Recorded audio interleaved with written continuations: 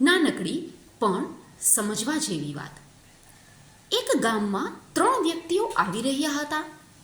ગામના પાદરે એક સંત બેઠા હતા.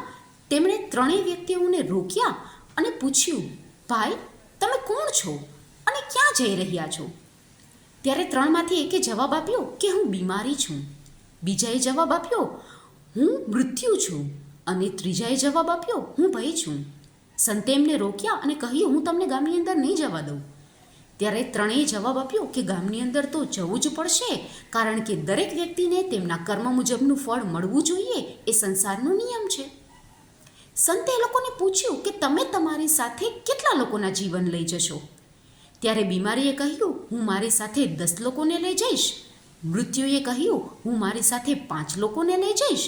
અને ભયે કહ્યું, હું મારી સાથે કોઈને નહીં લઈ જાઉં. 3 લોકો ગામમાં જાય છે.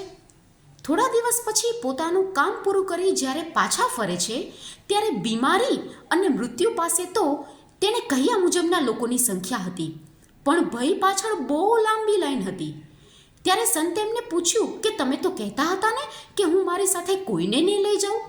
ત્યારે ભઈએ જવાબ આપ્યો કે ગુરુજી, હું મારી સાથે કોઈને નથી લઈ જતો. આ લોકો પોતાની મરજીથી જ મારી પાછળ આવે છે. છે ને સમજવા જેવી વાત. ભય એ બીમારી અને મૃત્યુ કરતાં પણ વધારે હાનિકારક છે. માટે આપણે ભયમુક્ત, તંદુરસ્ત અને આનંદપૂર્વક જીવન જીવવું જોઈએ. હંમેશા પોઝિટિવ વિચારો કરવા જોઈએ.